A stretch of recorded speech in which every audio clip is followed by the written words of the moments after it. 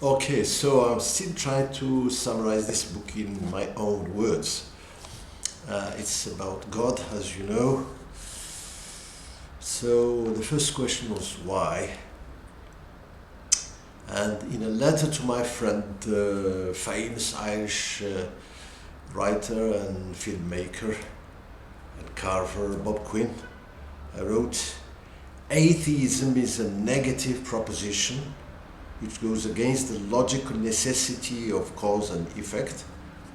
Aristotle's unmoved mover, Descartes' perfect being serving as the workman's mark impressed on his work.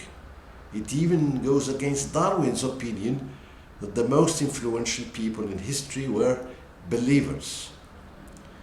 Well, to finish with an anecdote, Darwin mentions the story of an ape who got tipsy by being given wine and then he rejected wine. The absence of afterlife in atheistic philosophies leaves a big ethical question unanswered. Very often we witness cases in which the oppressor seems to take advantage of the oppressed, live off them and get away with it, such as the Russian, Stalin, etc. In this life, is this life the end of the story? If it were, it would encourage the oppressors, leave a taste of bitterness, unfinished tip of iceberg. Concerning the philosophy of love thy neighbor and turn the other cheek, there is no reason for me to believe in it if I were an atheist. An atheist would focus on his self-interest, greed, existentialism, and nihilism. As a Muslim, I disagree with it to some extent, though it is Christian and though not many Christians would practice it. Well, so you have atheists and theists, believers and disbelievers. Let's start with atheists. For instance, Voltaire, Nietzsche and Marx. For Voltaire, cela est bien dit. That is talking about metaphysics. Mais il faut cultiver notre jardin. This is what he wrote in Candide.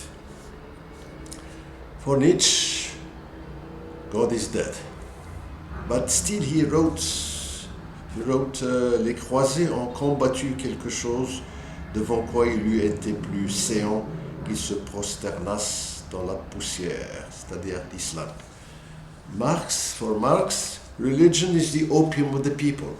Well, to finish with Nietzsche, his famous quotation, God is dead. It was taken by an American university and they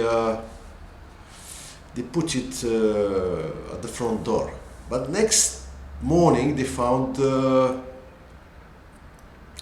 Nietzsche is dead, signed God.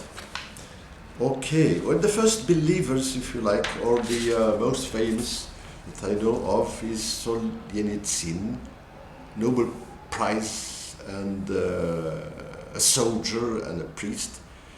He says he was expelled from Russia to America, and he said if atheism is the state's policy in the Soviet Union, it is the reality of the US. But for man to be man, he needs more than food and sex. He needs a third and spiritual dimension, that is religion. Now Garaudy, French Garaudy, reposer la question du sens. On ne sépare jamais l'étude des moyens de la recherche des fins, remonter de cause en cause et de fin en fin jusqu'à la fin dernière, c'est-à-dire Dieu. L'abdication prématurée de la raison, au contraire, la foi commence là où finit la raison. Pour Dr. Maurice Bucaille, imbus des théories matérielles n'ont que mépris pour les questions religieuses, considérées comme fondées sur des légendes. Le volet religieux englobe judaïsme et christianisme. En Occident, on juge Mahomet Il n'a fait que copier la Bible. Okay. Now, for French writer Valadier, it was the Christian tradition that produced atheism as its fruit. It led to the murder of God in the conscience of man because it presented them with an unbelievable God.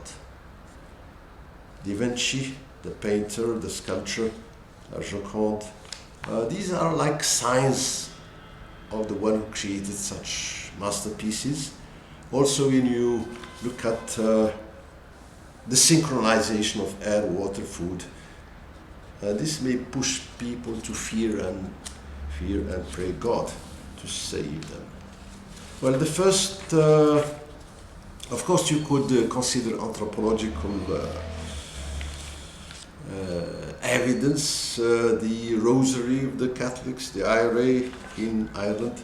Well, now for Buddhism, very quickly, Buddha was a prince born in the luxury of India, but he was satisfied with this religion of Rama, etc., Hinduism, and he created his own religion because he noticed the misery of the human condition, poverty, sickness, death, sufferings, and he traveled for a long, long time until he reached the Nirvana. Well, Nirvana and Stoicism, that is, you should be patient. As-sabr, wherever you find yourself, you should remain patient. Like I once saw a beautiful Austrian girl walking peacefully in the rain, not worried about getting wet. And also French Alain, who said, if you happen to walk in the rain and your shoes have a hole and feed your feet with the water, you could curse the water, you could curse everything, even the Creator. But if you said, oh, la bonne petite pluie, so you move from pessimistic to optimistic. You haven't changed the hole in your shoes and the rain that fills your shoes, but you have changed yourself from pessimism to optimism. Also, I still remember a friend from Zaire. I used to talk to him and ask me, how are you? And I said, so. And he said, in Zaire, tant que le type est debout, ça va. Ça va, merci.